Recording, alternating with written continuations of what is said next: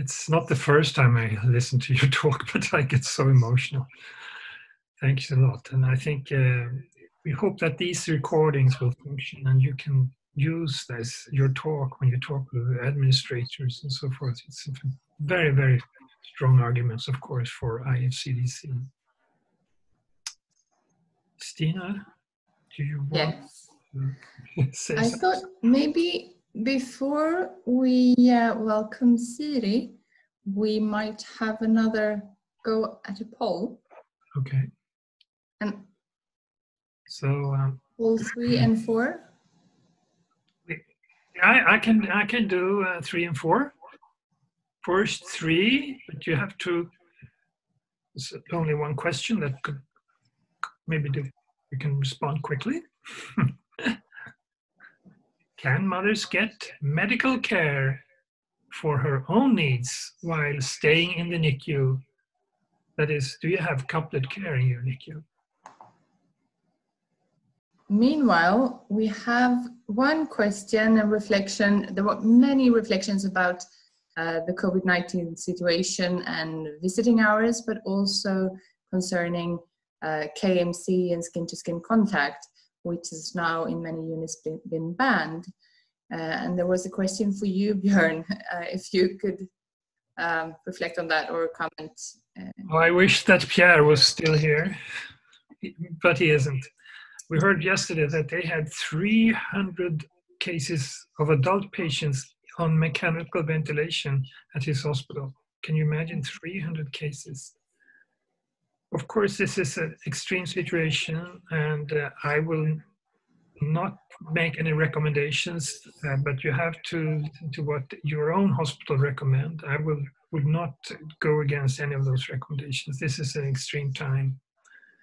In ordinary infections, we know that we can prevent, if you have single rooms, you can prevent the spread of nosocomial infection and so forth.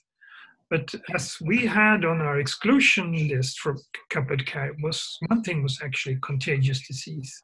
So I think this is actually the case during these coming months ahead. 64% have, 78 people have replied. Then I end the poll and share the results. And as you can see, it's quite extraordinary. Actually, 41% of the units represented have couplet care. This is fantastic, I think. And for us, it goes ups and downs. Sometimes it works, sometimes it doesn't work. So you, the local ones that have, be sure that you try to continuously defend it. Cooperate with the Department of Obstetrics and see that if you have any problems and try to solve them as quickly as possible. Because it will come up, go back and up and forth. But this is very encouraging, I think. Okay. And then we had another question about to Mandy, and thank you, Mandy, for your absolutely fantastic presentation. About you mentioned online resources as a parent. Kind of online support would you imagine could have helped you and could help others in the future? Well, 13 years ago, there wasn't much online support. I know now there are some American programs that are up and running that tracks the parental journey through the NICU, and it explores their emotions, how they're coping physically, how they feel they're developing as parents. I tested the program for one of the groups in the US, and it was really, really good. It touched on all the points I felt as a parent would have helped me at the time. So there are a number of parent programs developed and in development, and I think a lot of apps are there now that parents can feel a little bit more in control of the situation. And I think it's very much about allowing them evolve in their role as parents with that support that tells them they're doing an okay job.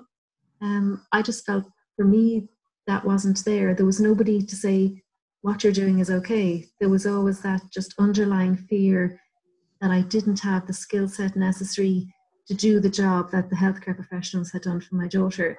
And I wasn't getting that feedback when I was bringing her for checkups. There was a lot of negativity around post-discharge, a lot of focus on things that weren't going right because she wasn't developing correctly, because she wasn't eating. Just felt as a parent I wasn't part of that process, and there was almost maybe an inconsequential finger pointing going on at my parenting skills. So I think having those programs early to help parents develop their skills and to be reassured that what they're feeling is normal. For a whole year after my daughter was born, I had a knot in my stomach, and I didn't realize it was there until it was gone. I remember distinctly waking one day and feeling different and realizing that that knot was anxiety. I couldn't articulate that. I didn't even recognize it until it was gone. So having that whole cross-sectional support structure there, I think, is really important. It's not the physical, it's the emotional, the psychological, the psychosocial. They all knit together to make a better family unit ultimately. And I think if there were more educational programs there, it would be great, because our healthcare professionals don't have the time to administer teaching classes in the NICU. It would be great if they did, but they don't. Some units have parent gatherings where they can exchange information. I think on an exponential situation, we need parents to be brought on that journey, whether it's through education programs or peer-to-peer support. Yeah. To ensure that they're better. I'm sorry to be impolite, but we will come to some training programs. But another thing I'd like all the participants to do, you had the question if there are online support links. If you know of one in your continent, in your country, please write it down on the chat to everyone. Because I'm sure there are in Australia and in the United States. Maybe Gretchen Lohan could write something in the chat to everyone. But also, I was very impressed by your emphasizing the importance of skin to skin. So we actually have a poll on this, and maybe I can take that now, Stina, is that okay? So a quick poll on, during the hospital stay, what is the estimated daily skin-to-skin contact time in hours for the infants in your unit? Of course, most of you wouldn't know because very few units actually record and monitor, but you might have an idea after being visiting or working in the unit, and some of you might even have been recorded it. You remember in the global trial with the support, we had approximately 18 hours. So that was the median. So do we have an answer on the poll?